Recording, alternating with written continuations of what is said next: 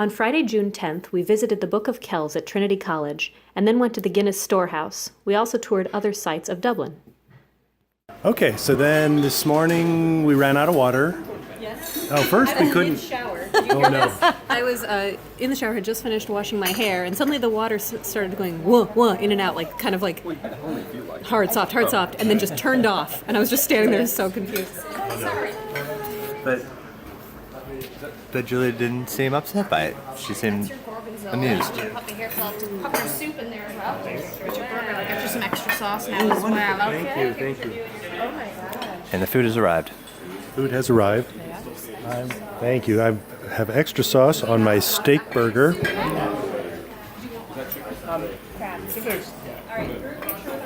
Group picture being taken right now. Smile. I thought this was Self-referential. Oh, pictures. Let's take pictures of the food. I'm going to have to break.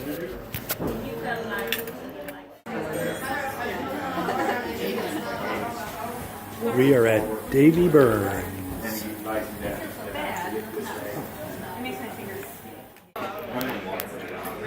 So Julia ran out of water on the morning of Friday, and we also had problems getting the stovetop to work. The guy had to come over, his helper had to come over and flip a switch underneath the stove. We walked over to the Trinity College.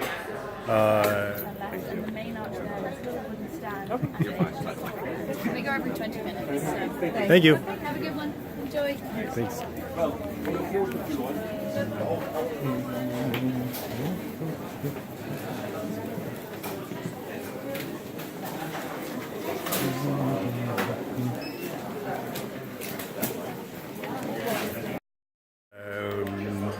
Saw a Book of Kells exhibit.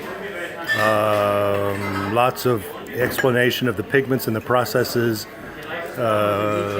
Details. Big long room. Julia wants to tell you a little about cats and mice. What? Cats and mice. Oh, they had a large wall-sized display of one of the pages of the Book of Kells that they call the Chi-Rho page.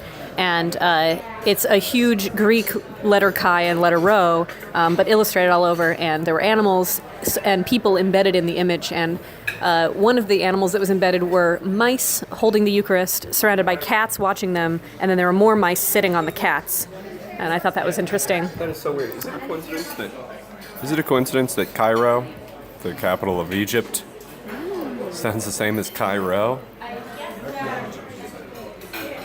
Dad said archaeology museum. Oh, well, we went through the long room upstairs after we saw the Book of Kells. There was a...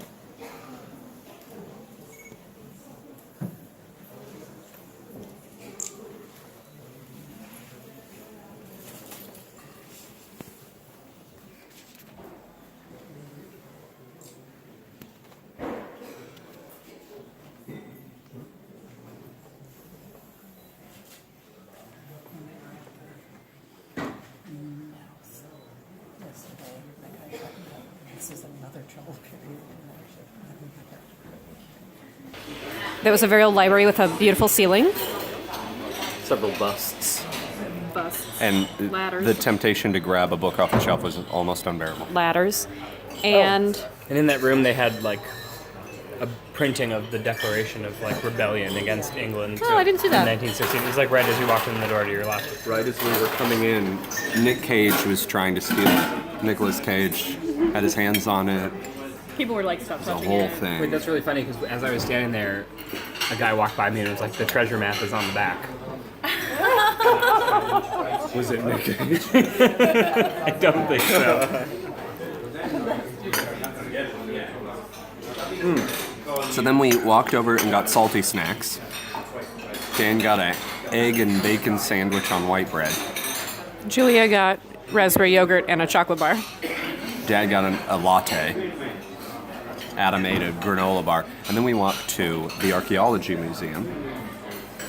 And within the Archaeology Museum, The languages you just go into. I reverted to tongues.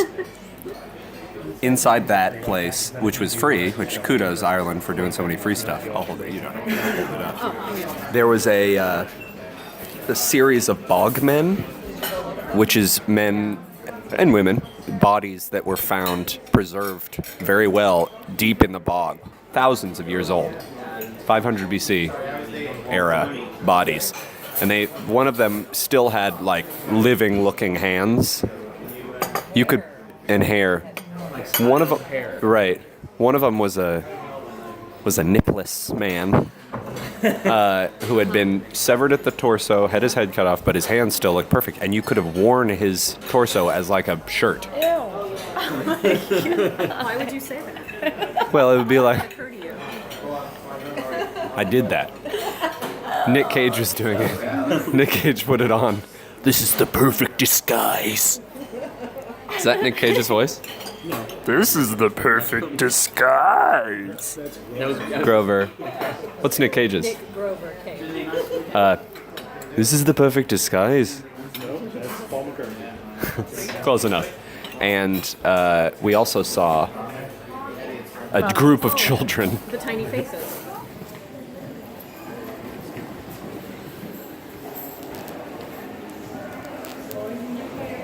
Faces.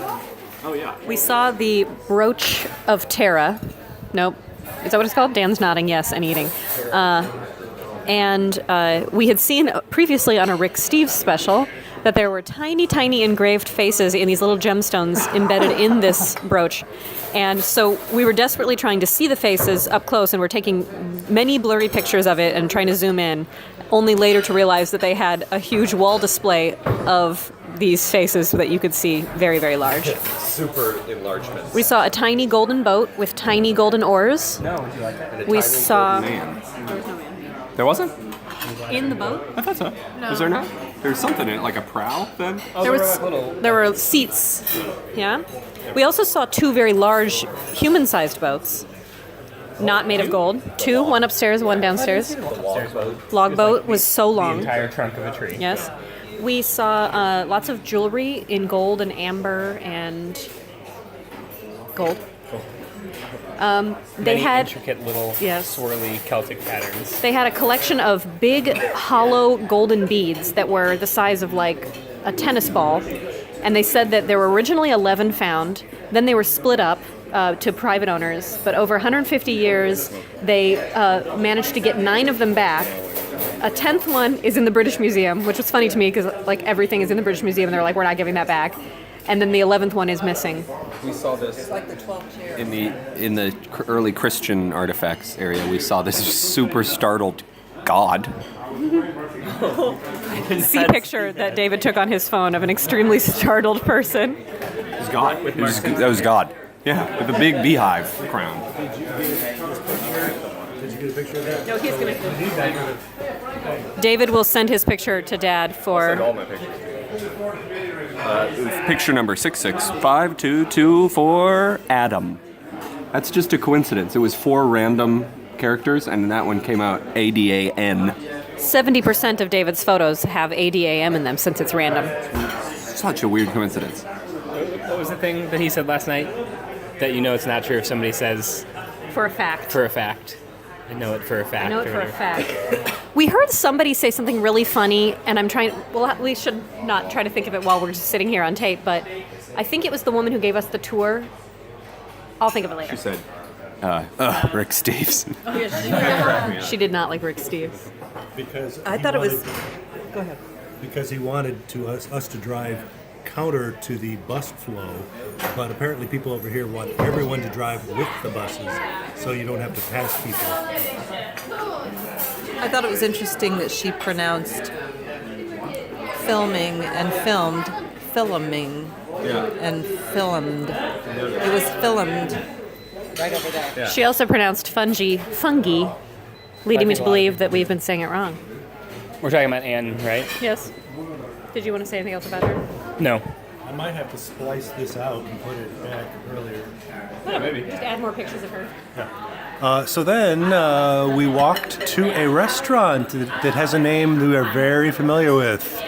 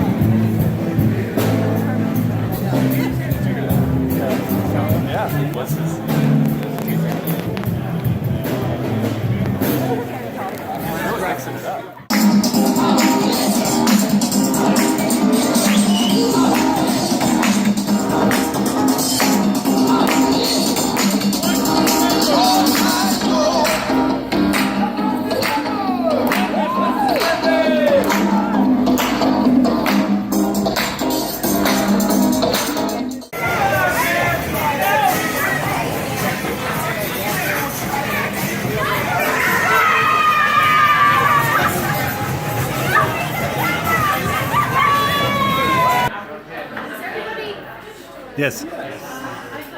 What is the name? David Burns. Davy Burns. Davy Burns with the Y. See figure 6.1 for correct spelling. Any closing comments? Baccarat. The title of our film, Background Colon.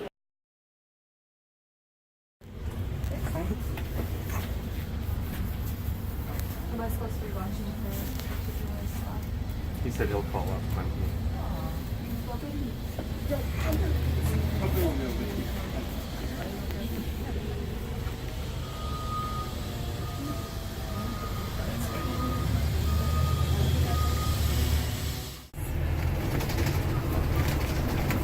We are on our way to the Guinness Storehouse via bus. I saw this yesterday. I thought it was Italy. It says Italy. Italy. It sounds like Italy. We've been to Italy. It's a different Italy. Is that how you spell it? I think it's another A. Yeah, it's an ale. Like Italy.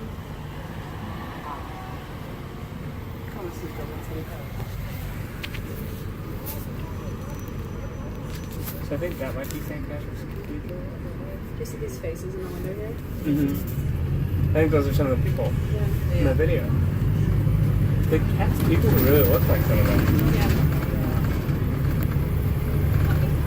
Yeah, there's Mr. Beauty Lander and a friend of the bar told me I should get to. Yeah. It sounded interesting.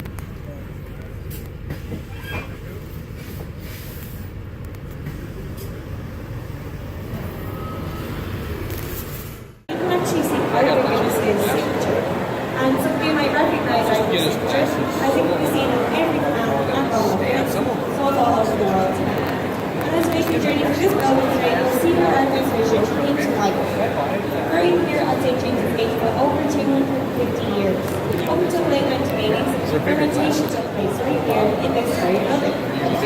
As we make your way through the 7 stories of the building, you'll see the story of Guinness.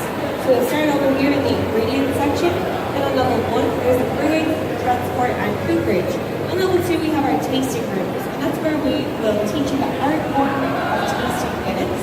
On level 3 there's our world-renowned Guinness advertising, and throughout the building we have Guinness storytellers, and they'll tell you some of our most iconic stories about Guinness. They're wearing orange t-shirts. On level 4 is our Guinness Academy, and that's your first opportunity to use your ticket. That's where we'll take you behind the bar and teach you to pour the perfect pint of Guinness for yourself. If you're successful, you'll receive a very prestigious Guinness diploma, which you can hang up next to your college degree if you want. And you can take that pint over to our world famous gravity bar. Now, if you prefer to have it served to you, then gravity bar is a place for you. All you have to do there is take in the panoramic views of Dublin City. And if we can all take a look above our heads, you might already notice there's glass panels rising up through the floor of the building. What that means is that right now we're standing in the bottom of the largest pint-shaped glass in the world. And if we were to fill this with Guinness, it would take 14.3 million pints, which is quite an impressive number. It's approximately 3 times the population of Ireland.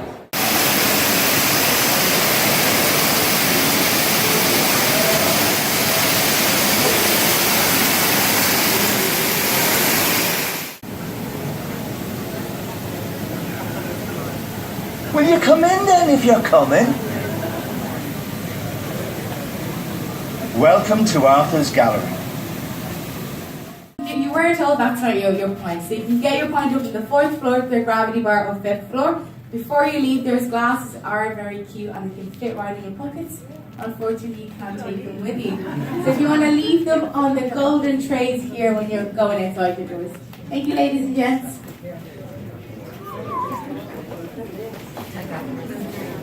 Thank you.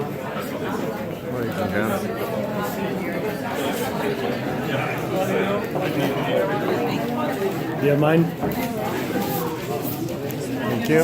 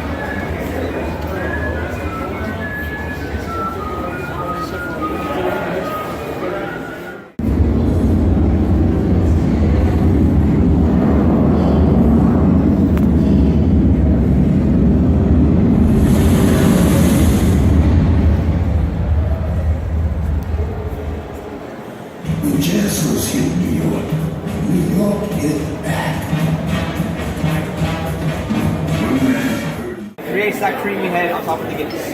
That takes approximately 120 seconds. So there's 2 final steps after that, and you get to those 2 steps after we've all done the first 4. Sound good? Yeah.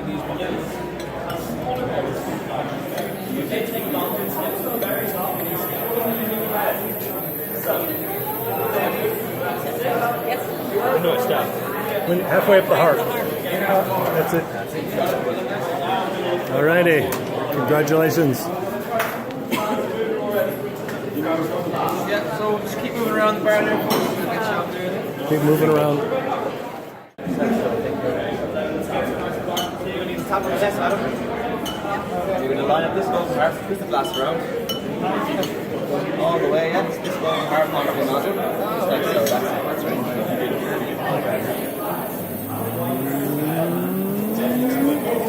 That's it. Keep the nozzle out. I was going to say, do you have to come back for the advanced course to learn how to throw shakes? Yeah. The shamrock is a tough one. I think everyone wants to practice.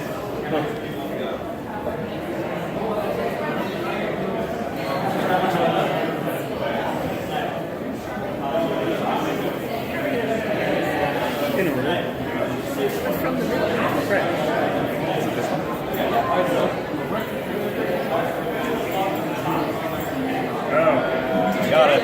Hey. The old shamrock. The old 2-leaf clover. Keep the furniture going, see? No, that's it. Beautiful.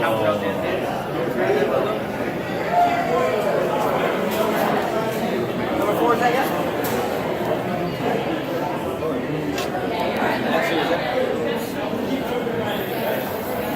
Not quite a shamrock, David.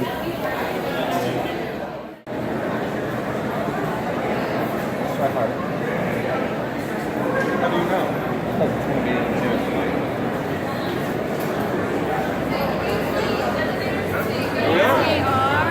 Oh my gosh.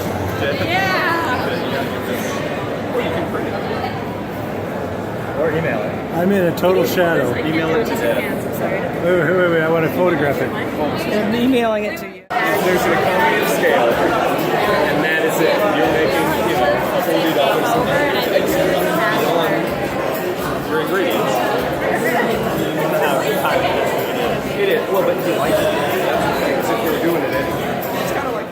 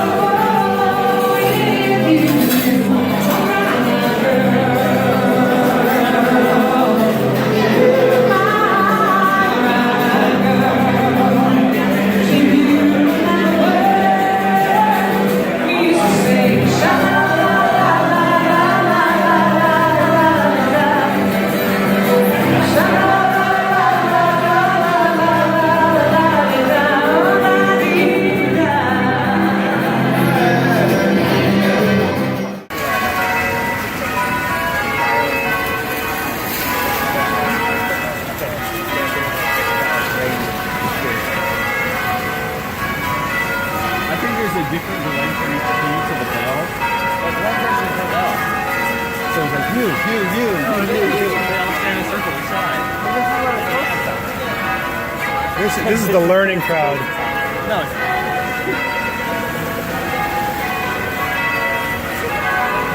We are on our way to a bus to get home on Friday night.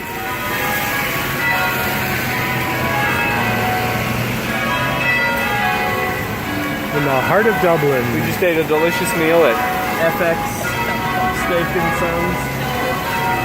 Steak FX. It was all virtual reality Bowling meat. Castle. There we go. Bowling Castle?